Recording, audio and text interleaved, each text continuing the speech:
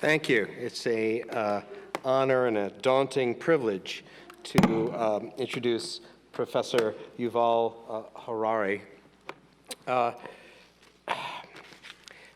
Dr. Harari is a lecturer at the Department of History at the Hebrew University of Jerusalem. He received his PhD from the University of Oxford in 2002. He is a best-selling author. He was the author of Sapiens, A Brief History of Humankind, that was #1 in the New York Times bestseller, and just recently appearing Homo Deus, A Brief History of Tomorrow. He's won numerous awards, including twice the Polanski Prize for Creativity and Originality in 2009 and 2012, and numerous other books and really notable honors. Oftentimes, when we think about historians, we imagine them focusing on some very narrow topic, some particular era, some 20 years, some particular author, some particular battle, something of that sort. My apologies to historians in the audience who I may have insulted, but this is sort of our stereotype. But Professor Harari is exactly the opposite of that sort of narrow perspective. He has demonstrated a remarkable capacity to ask really, really big questions and to contextualize them in a truly daunting manner. He asks questions such as, how do we get from being an insignificant species that he compares to being no more impactful than jellyfish or woodpeckers to, as recently as 70,000 years ago, to dominating the globe the way no species has ever done? What are the stages that humanity has gone through, and how can we understand those stages? Are we happier today than we were in the past? And remarkably and curiously, he concludes, perhaps not. And one of the most challenging of all questions is, what makes humans special? What distinguishes humans from the rest of the species that are out there? And his answer, at least the first part of it, is relatively straightforward. He argues that humans are able to evidence flexible cooperation in large numbers. Yes, other animals can cooperate. Chimpanzees can cooperate, but not in large scales, though groups of maybe 15, 20, 30, but certainly not in the hundreds, thousands that humans are. Bees can operate in large scale, but not flexibly. What distinguishes humans is their capacity to be both able to operate in these large scales and to operate cooperatively and flexibly. And then he asks the question, the harder question, how do we do it? How are we capable of manifesting this remarkable flexibility at such a large scale? And here, his answer is really very timely, especially in this time of fake news and alternative facts, things that we are sort of, how can people believe these things? How can this be possible? And his conclusion is that, in fact, our capacity to believe in such things is actually part of what makes us so special, that ultimately it's humankind's imagination and our ability to believe in fictions, to hold collectively a belief in fictions, which is what gives us our remarkable capacity. So our fake news and our alternative facts and our willingness to believe in this, although these may have some serious consequences, may also be reflective of what has gotten us here in the first place. So he argues that there really are these two aspects of reality. There's objective reality that we share with animals, and then there's the fictional reality, which is what makes us unique and special. And the things that he includes in fictional reality is most of the things that we take nearest and dearest, things like religion, corporations, nations, rights, laws, countries, even money. All of these are fictions, but they are tremendously powerful fictions. They are what give us the glue that holds us together and allows us to operate in such a remarkable power. So ultimately, according to Dr. Harari, the power of humanity is in its capacity to tell and believe in great stories.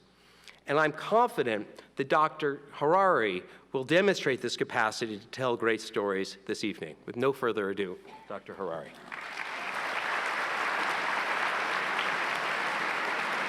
Thank you.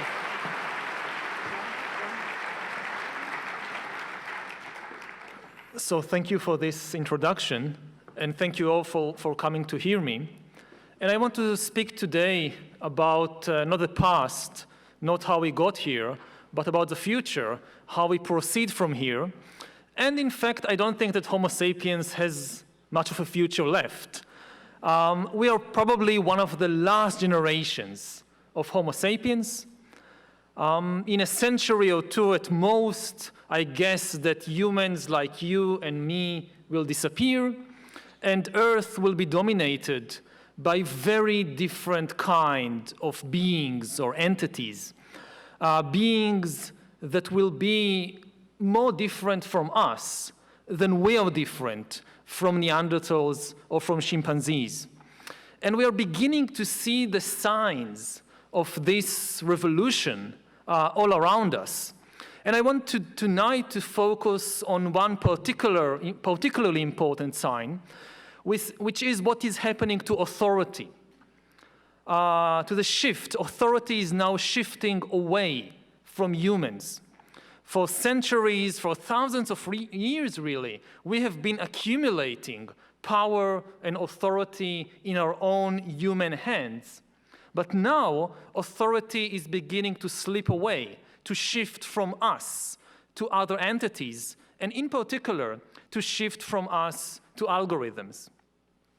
But before discussing these algorithms and their potential for being the new rulers of the world, I want to spend a few minutes looking at the last few centuries, which saw really the apogee of human authority in the shape of the ideology or worldview known as humanism. For centuries before, humans believed that the real source of authority in the world is not their imagination, is not their collective power, but most humans thought that authority actually comes from outside. Authority comes from above the clouds, from the heavens. Authority comes from the gods.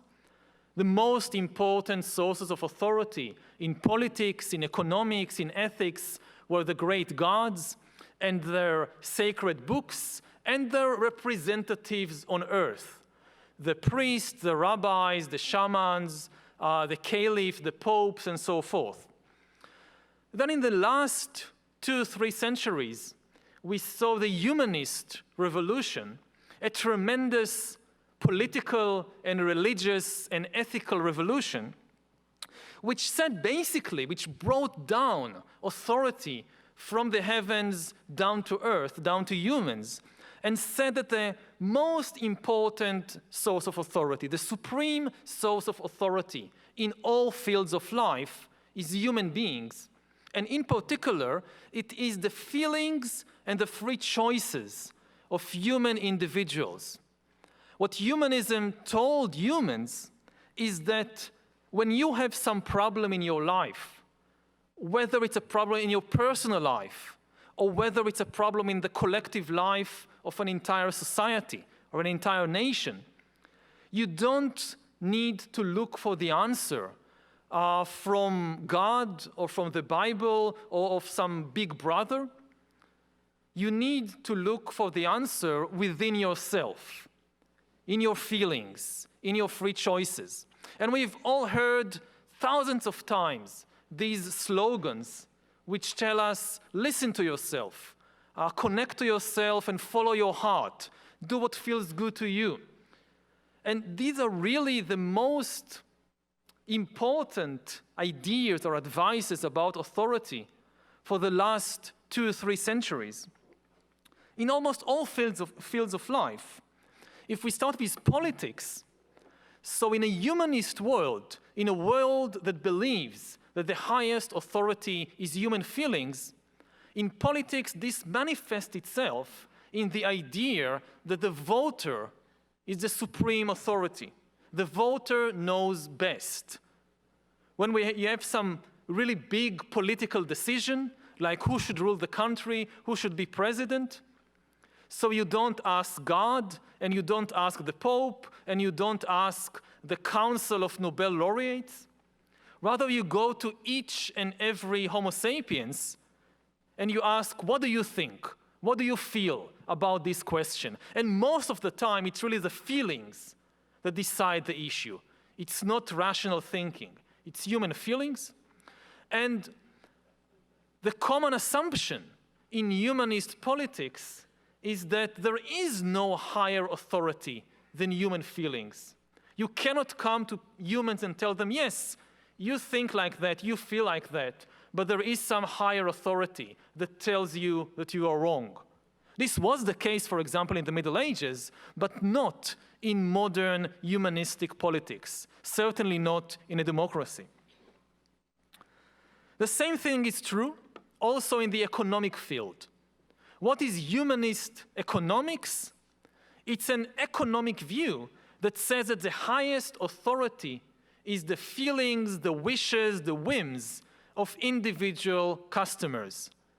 The customer is always right. How do you know if an economic decision is the right decision? How do you know if a product is a good product?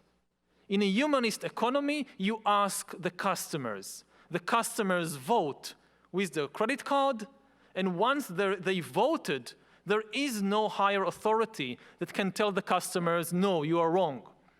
Let's say you want to produce the best car in the world. What is the best car in the world? So let's say Toyota or Ford want to produce the best car in the world. They gather together the Nobel Prize winners in physics and chemistry and economics. They bring together the best psychologists and sociologists. They even throw in the best artists and the Oscar winners and whatever. And they give them 4 years to think together and design and manufacture the perfect car. And they do it.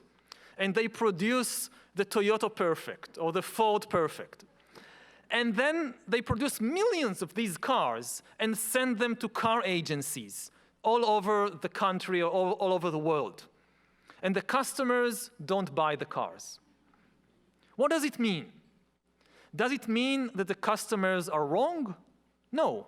The customer is always right in a humanistic economy. It means that all these wise people are wrong. They are not a higher authority than the customer. In a communist dictatorship, you can come to the people and say, this is the car for you. The Politburo decided in its wisdom that this is the perfect car for the Soviet worker, and this is the car you're going to have. But this is not how it works in a liberal humanistic economy where there is no higher authority than the customer. The same idea is also found at the basis of modern art. What is humanist art? It is art that believes that beauty is in the eyes of the beholder. How do you know what is art? How do you know what is good art, what is beautiful, and what is ugly? For thousands of years, philosophers and thinkers and artists had all kinds of theories about what is art and what is beautiful. And usually, they thought that there was some objective yardstick, a divine yardstick probably, that defines art and beauty. God defines what is art and what is beautiful. Then came along humanist aesthetics in the last 2 centuries and shifted the source of authority to human feelings.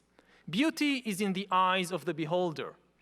In 1917, exactly a century ago, Marcel Duchamp took an ordinary mass-produced urinal, declared it a work of art, named it Fountain, and ever since then, if you went to a first-year course in art history, you probably saw this image. Almost in every first-year history of art course, they bring this image in one of the first lessons, and the lecturer shows the image and asks the students, well, what do you think? And all hell breaks loose. Hey, it's art, it's not art, it is, it isn't. How do you define art? And at least if this is a humanist university or a humanist college, the lecturer will steer the discussion to the conclusion that there is no objective definition or yardstick for art or for beauty. Art is anything that human beings think or define as art. And beauty is in the eye of the beholder. If you think that this is a beautiful work of art, and you're willing to pay millions of dollars to have it in your home, and it costs millions of dollars, now the Fountain by Marcel Duchamp, then who is there in the world that can tell you that you are wrong and that you don't know what art is or what beauty is? So this is humanist aesthetics. The same principle also appears in the ethical field. What is good and what is evil? What is a pious action and what is a sin? So in previous eras, again, you went to God or you went to the Pope or you went to the Bible. Let's say with the case of homosexuality. So in the Middle Ages, the Catholic Church came and said homosexuality is a sin. Why? Because God said so. Because the Bible said so, because the Pope said so. And this was the source of ethical authority. Nobody cared much what people actually felt about it. Now in the era of humanist ethics, the saying is we don't care very much what God says or what the Bible says or what the Pope says. We want to know how people actually feel. If two men are in love, and they both feel very happy with that, and they don't harm anybody, so what could possibly be wrong with it? It's very simple. The highest authority in the field of ethics is the authority of human feelings. If humans feel good about something, and nobody feels bad about it, then it's good. Of course, there are some difficult questions also in humanist ethics. What happens if I feel good about something, let's say an extramarital affair, but my husband feels very bad about it? So whose feelings count for more? Then you have a dilemma, an ethical dilemma. You have a discussion. But the key point is that the discussion will be conducted in terms of human feelings, not in terms of divine commandments. It's interesting that today even some religious fundamentalists have learned this trick, and they are using the language of human feelings and not the language of divine commandments. I come from the Hebrew University in Jerusalem, and every year for the past 10 years or so, we have in Jerusalem our own gay parade, which is a very rare day of harmony in Jerusalem, because this is a very conflict-ridden city for most of the year. But the gay parade is a special day of harmony, because then you have all the Orthodox Jews and Muslims and Christians coming together to fume and to shout against the gay parade. So you have one day of harmony in this city. But the really interesting thing is the arguments that at least some of them use. They go to the television or to the radio, and they say, it hurts our feelings. They don't say, God said that homosexuality is a terrible sin. Some of them say so, of course, but when they go on television, they would usually say they shouldn't hold a gay pride parade in Jerusalem because it hurts our feelings. Just the same way that gay people want us to respect their feelings, they should respect our feelings and hold the parade in Tel Aviv or some other place, not in Jerusalem. Now again, it doesn't really matter what you think about the argument. The interesting point here is that even such religious fundamentalists have learned that it's more effective to conduct the debate in terms of human feelings and not in terms of divine commandments. And finally, since we are in a university, so let's say a few words also about education. So what is humanist education? For hundreds of years, when people thought that the supreme source of authority was outside humans, the main aim of education was to connect people to that outside source of authority. If you thought, for example, that the Bible was the highest source of authority, or God was the highest source of authority, then the main purpose of education was to teach you what God said and what the Bible said and what the wise people of the past have said. In humanist education, since the highest source of authority is your own feelings and your own thoughts, the chief aim, the most important aim, is to enable you to think for yourself. You go to everybody from kindergarten to the professors at university, and you ask them, what are you trying to teach the kids, the pupils, the students? And they would tell you, oh, we try to teach mathematics, and we try to teach physics, and we try to teach history. But above all, I try to teach my students to think for themselves. This is the highest ideal of humanist education, because this is the source of authority. You have to be able to connect to it. Now, all of this is now under a cloud, are now facing a huge threat, a deadly threat. This entire humanist worldview is facing a threat, not so much from religious fundamentalists or from dictators in North Korea or Russia or elsewhere. The really big threat to the humanist worldview is now emerging from the laboratories, from the universities, from the research departments in places like Silicon Valley. Because what more and more scientists are telling us is that this entire story of humanism is really based on outdated science or an outdated understanding of the world, and in particular, an outdated understanding of Homo sapiens, of this ape from East Africa. Humanism is based on a belief in free will, in the ability of humans to make free choices, and a very strong belief in human feelings as the best source of authority in the world. But now scientists are saying, first of all, there is no such thing as free will. Science is familiar with just two kinds of processes in nature. You have deterministic processes, and you have random processes, and of course you have combinations of randomness and determinism, which result in a probabilistic outcome, but none of that is freedom. Freedom has absolutely no meaning from a physical or biological perspective.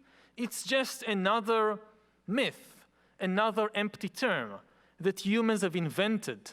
Humans have invented God, and humans have invented heaven and hell, and humans have invented free will, but there is no more truth to free will than there is to heaven and hell. And as for feelings, they are definitely real. They are not a fiction of our imagination, but feelings are really just biochemical algorithms, and there is nothing metaphysical or supernatural about them. There is no obvious reason to consider them as the highest authority in the world. And most importantly, what scientists and engineers are telling us more and more is that if we only have enough data and enough computing power, we can create external algorithms that understand humans and their feelings much better than humans can understand themselves. And once you have an algorithm that understands you and understands your feeling better than you understand yourself, this is the point when authority really shifts away from humans to algorithms.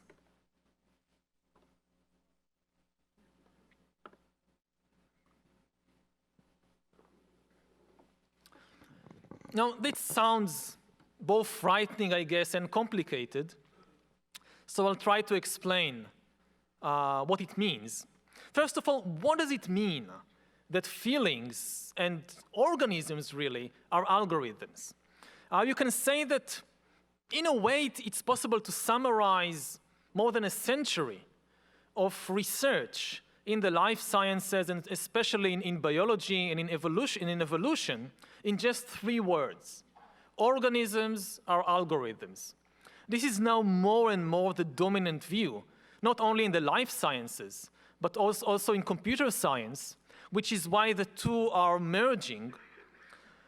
And what this idea that organisms are algorithms, what it really means is that human feelings, and not just human, also chimpanzee and elephant and dolphin feelings, sensations and emotions, they're all just a biochemical process of calculation, calculating probabilities in order to make decisions. Feelings are not some metaphysical quality that God gave Homo sapiens in order to write poetry and appreciate music. Feelings are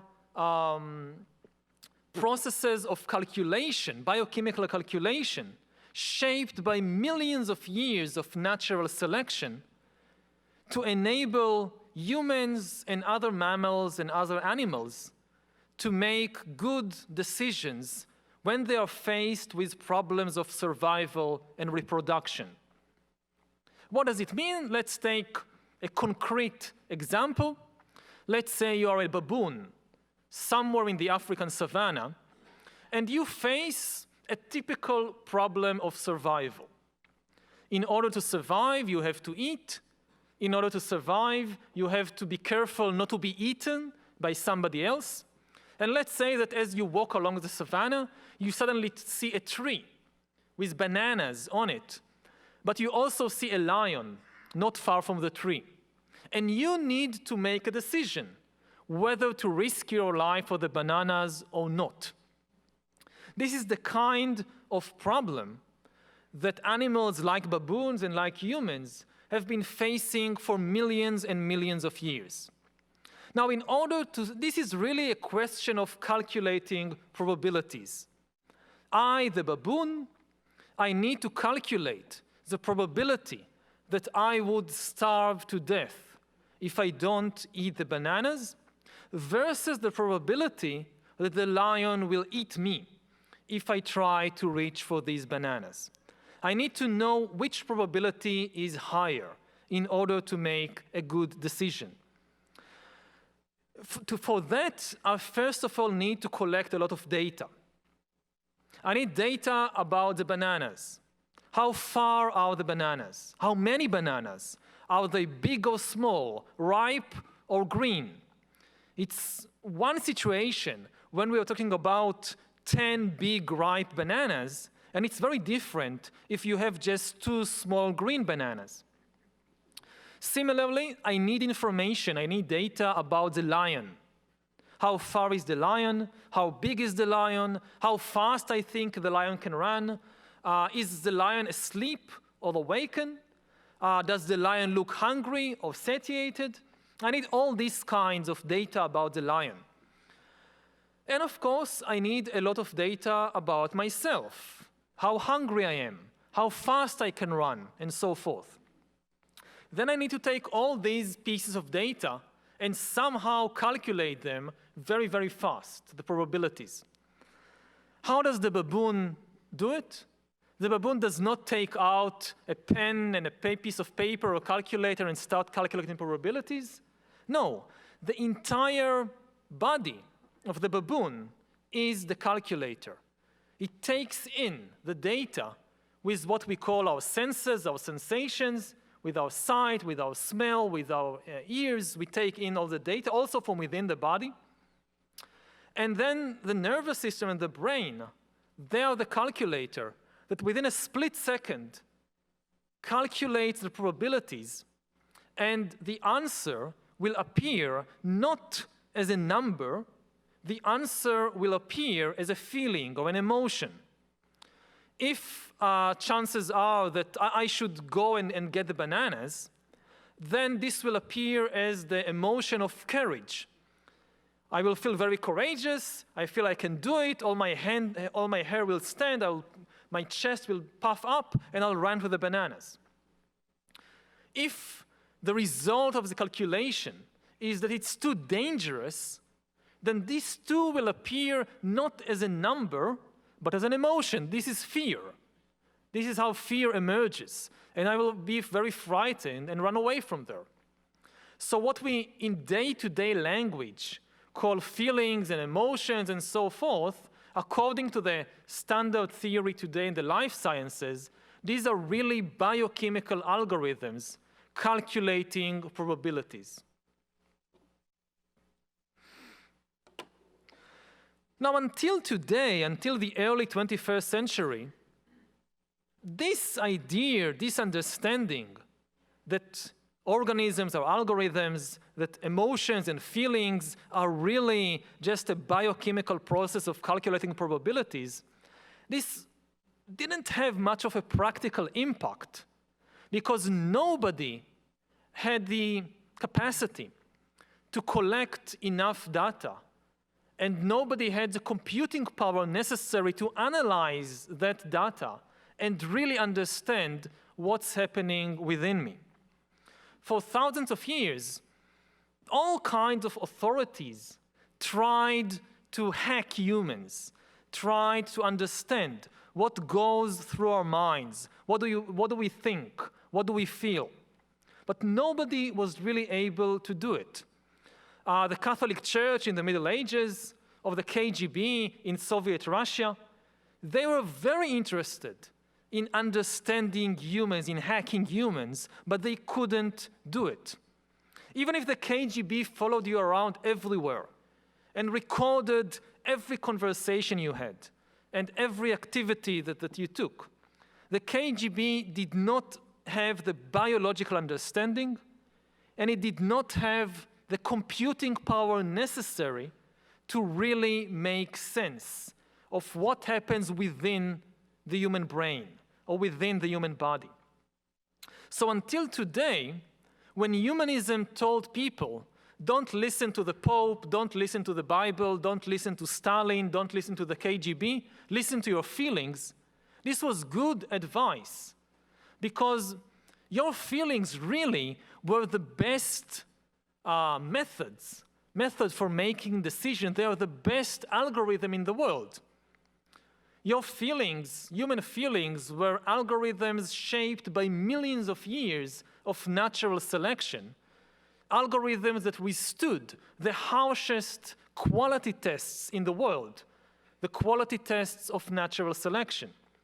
So if you had to choose between listening to the Bible and listening to your feelings, it was very good advice what humanism told you, listen to your feelings. The Bible was just the wisdom of a few priests in ancient Jerusalem. Your feelings were the best mechanism for making a decision that has been shaped by millions and millions of years of natural selection. So it made good advice to listen to your feelings. But now things are changing. We are now at the intersection or at the collision point between two immense scientific tidal waves. On the one hand, for more than a century, at least since Charles Darwin, we have been gaining a better and better understanding of the human body and of the human brain and of human decision-making and human emotions and sensations and so forth. And at the same time, with the rise and development of computer science, we have been learning how to engineer better and better electronic algorithms with more and more computing power. Until today, these two were kind of separate developments, but now they are coming together. I think the crucial thing that is happening right now in the second decade of the 21st century is the merging of these two tidal waves. The wall separating biotech from infotech is collapsing, which you can also see in the market, that corporations like Apple or Amazon or Google or Facebook that began as strictly infotech corporations are increasingly becoming biotech, because really there is no longer any essential difference between the two. And we are very close to the point when, unlike the KGB and unlike the Catholic Church, Facebook or Google will be able to understand you better than you understand yourself, because they will have the data, they will have the biological knowledge, and they will have the computing power necessary to understand exactly how you feel and why you feel the way that you feel. This is already happening in one very important field, which is the field of medicine. In the field of medicine, it's already happened, basically. Authorities already began to shift dramatically from humans to algorithms. I think it's a very fair estimate or prediction that the most important decisions about your health, about your body, during your lifetime will not be taken by you on the basis of your feelings. They will be taken by algorithms on the basis of what they know about you and you don't know about yourself. To give a practical, real-life example, which made a lot of headlines 2-3 years ago, there was this very famous story about Angelina Jolie. She did a genetic test, a DNA test, that revealed she had a mutation. I think it was in the BRCA1 gene. And according to big data statistics, women who have this particular mutation in this particular gene, they have an 87% chance of getting breast cancer. Now, at the time, Angelina Jolie did not have breast cancer. She, of course, made all the tests and checks, and she did not have breast cancer at the time. She felt also perfectly healthy. Her feelings were telling her, you're perfectly okay. You don't need to do anything. But the big data algorithms, they were telling her a very different story. They told her you have a time bomb ticking in your DNA. And even though you don't feel anything is wrong, you had better do something about it now. And Angelina Jolie, very courageously and sensibly, preferred to listen to the algorithm and not to her own feelings. She underwent a double mastectomy and also published her story, I think it was in the New York Times, in order to encourage other women to do similar tests and perhaps take similar preventive steps. So this kind of scenario, that your feelings tell you you're absolutely okay, but some big data algorithm that knows you tells you no, you're not okay, and you prefer to listen to the algorithm, this, I think, is more and more going to be the shape of medicine in the 21st century. But it won't remain restricted to medicine. We are likely to see a similar shift in authority in almost all fields of human activity. In the past, say in the Middle Ages, you had the monotheistic and polytheistic religions telling people authority comes down from the clouds, from the gods. If you have a problem in your life, listen to the word of God, listen to the Bible. Then you had humanism coming and telling people, let's bring down authority from the clouds to human feelings. Don't listen to the Bible, don't listen to God, to the Pope, listen to your own feelings. Now we are seeing the rise of a new worldview or a new ideology, which we can call dataism, because it believes that authority in the end comes from data.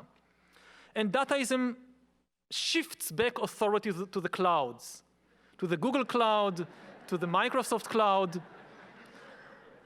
And dataism tells people, don't listen to your feelings, listen to Google, listen to Amazon. They know how you feel, and they also know why you feel the way that you feel. And therefore, they can make better decisions on your behalf. What does it mean in practice? It's very important for me as a historian to always bring down not only authority from the clouds to humans, but also bring down these very abstract ideas to concrete examples from the daily life of people. So what does it mean that authority shifts away from our feelings to these external algorithms? So because I write books, I'm very interested in books, so let's take an example from the world of books. A mundane decision that you need to take, what book to read. So in the Middle Ages, you went to the source of authority, to the priest, and you asked the priest, what book should I read? And the priest would tell you, read the Bible. It's the best book in the world. All the answers are there. You don't need to read any other book in your life. Just the Bible is enough. Then came humanism in the last 2-3 centuries and told people, yes, the Bible, there are some nice chapters there, but so many parts of it, they really need a good editor. And really, you don't need to listen to anybody other than yourself. Just follow your feelings. There are so many good books out there in the world. You go to a bookshop, you wander between the aisles, you take this book and that book, you flip through, you feel some gut instinct connecting you to a particular book. Take this book, buy it, read it. So this was the humanist way of choosing which book to buy. Now, with the beginning of the rise of dataism, we go to the Amazon virtual bookshop. And the moment I enter the Amazon bookshop, an algorithm pops up and tells me, I know you. I've been following you. I've been following your likes and dislikes. And based on what I know about you and statistics about millions of other readers and books, I recommend these 3 books to you. But this is really just the first small baby step. The next step, which is already being taken today, is that Amazon, in order to improve the algorithm, it needs more and more data on you and your preferences and your feelings. So if you read, like me, if you read a book on Kindle, you should know that as you read the book, for the first time in history, the book is reading you. It never happened before. You go back to ancient times, or you go back to the early modern print revolution. So Gutenberg brought print to Europe, and they started printing books. But all these books printed by Gutenberg and his successors, they never read people. It's only the people who read the books. Now, books are reading people. As I or you read a book on Kindle, Kindle is following me. Kindle knows which pages I read fast, which pages I read slow. It's very easy for Kindle to know that. And Kindle also notices when I stop reading the book and perhaps never coming back to it. Based on that kind of information, Amazon has a much better idea what I like and what I don't like. But this is still very, very primitive. The crucial thing is to get to the biometric data, to get within your body, to get within your brain and your mind. And this can start happening today. If you connect Kindle to face recognition software, which is already in existence, then Kindle could know when I laugh, when I cry, when I'm bored, when I'm angry, based on my facial expression. It's the same way that I know what's your mood now, what your emotion is by trying to read your faces. We can now have Kindle reading the faces of readers.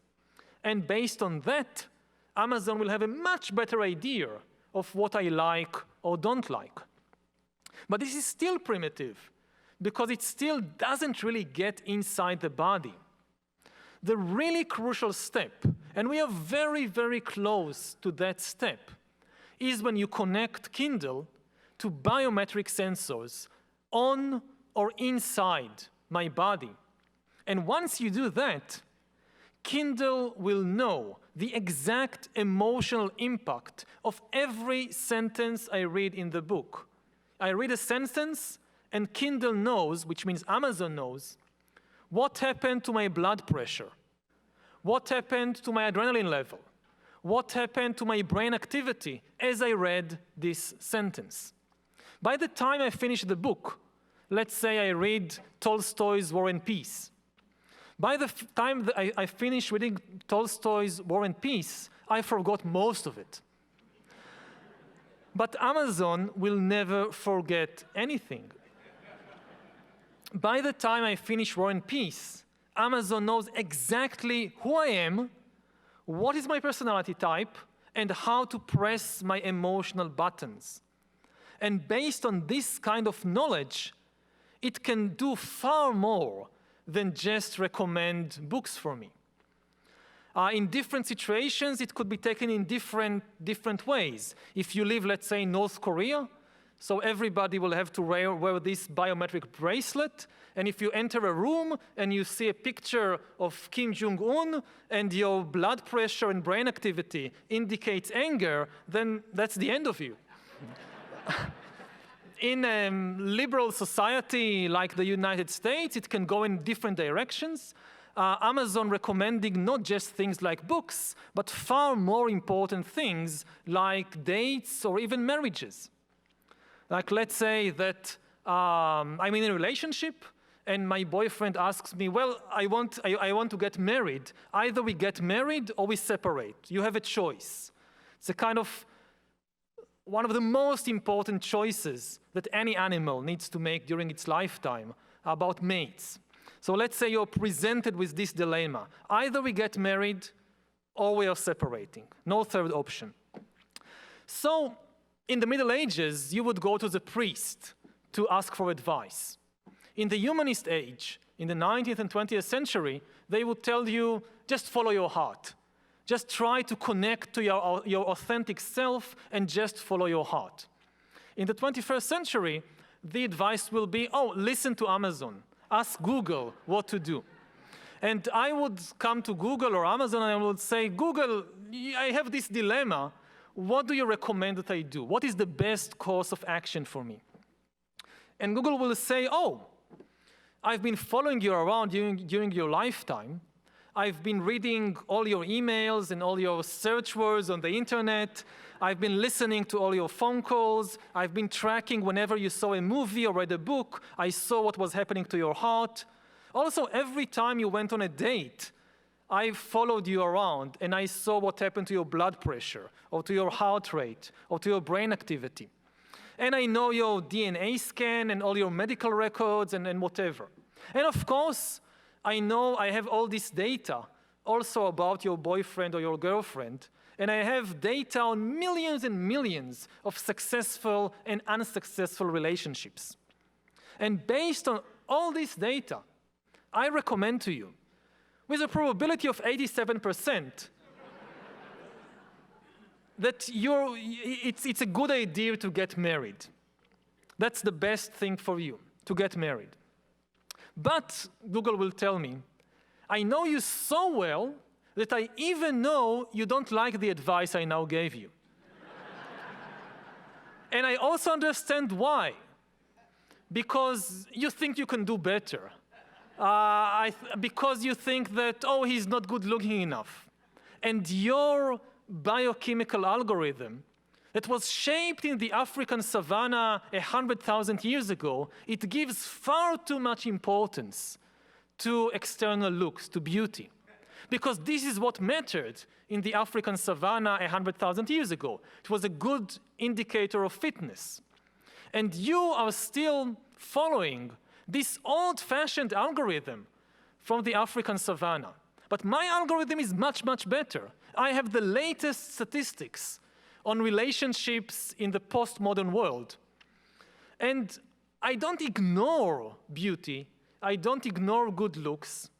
But unlike your algorithm that gives good looks 30% in weighing, in evaluating relationships, I know that the true impact of looks on the long-term success of a relationship is just 11%.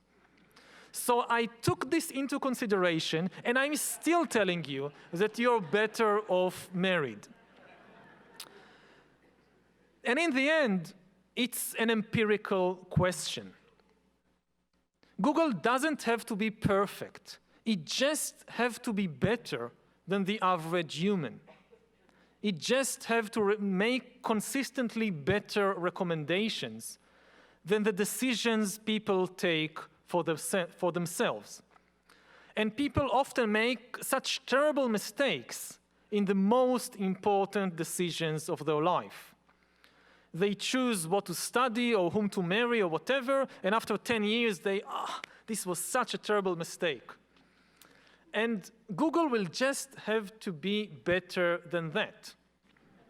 And it won't happen overnight, like in some immediate revolution. It's a process.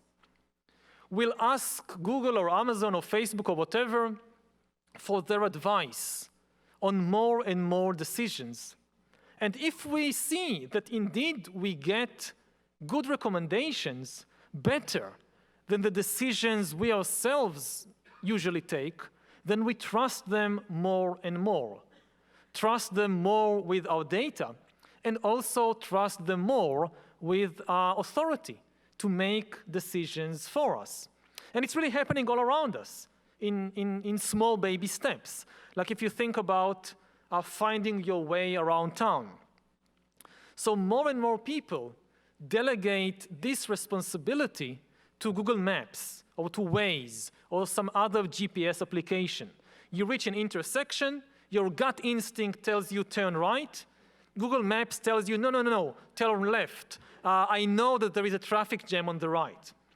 And you trust your intuition, and you turn right, and you are late. Next time, you say, okay, I'll try Google Maps, and you follow Google's recommendation, and you arrive on time. You learn not to trust your intuition. It's better to trust Google.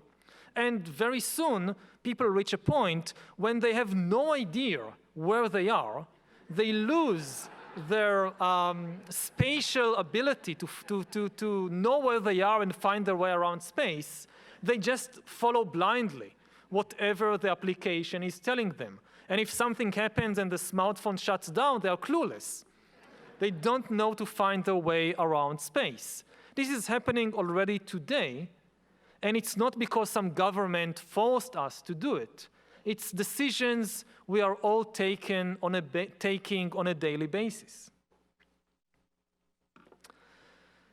Now, two caveats before I open the floor for your questions. First of all, very important to emphasize that all this depends on the idea that we are in the process of hacking the human being, and in particular of hacking the human mind and the human brain. But we are still very, very far from understanding the brain, and even further from understanding the mind. And there is a chance that in the end it will turn out that organisms aren't algorithms after all. There are some very deep things we still don't understand about the brain and the mind, and all this dream will turn out to be a fantasy. So this is the first thing we need to take into account. We are not yet there yet, really understanding the human brain and the human mind. The other important thing to bear in mind is that technology is never deterministic. You can use the same technology in order to create very different kinds of societies. This is one of the chief lessons of the 20th century. You could use the technology of the 20th century, of the Industrial Revolution, trains and electricity and radio and cars and so forth. You could use that to create a communist dictatorship or a fascist regime or a liberal democracy. The trains did not tell you what to do with them. You have here a very famous image. This is East Asia, an image of East Asia at night, taken from outer space, from a satellite. And what you see at the bottom right corner is South Korea, a sea of light. And in the top corner, you see China, another sea of light. And in between, the dark part, it's not the sea, this is North Korea. Now, why is North Korea so dark while South Korea is so full of light? It's not because North Koreans haven't heard about electricity or light bulbs. It's because they chose to do very different things with electricity than the people in South Korea or in China. So this is a very visual illustration of the idea that technology is not deterministic. And if you don't like some of the scenarios, some of the possibilities that I've outlined in this talk tonight, you should know that you can still do something about it. So thank you for listening, and we now have time for some questions.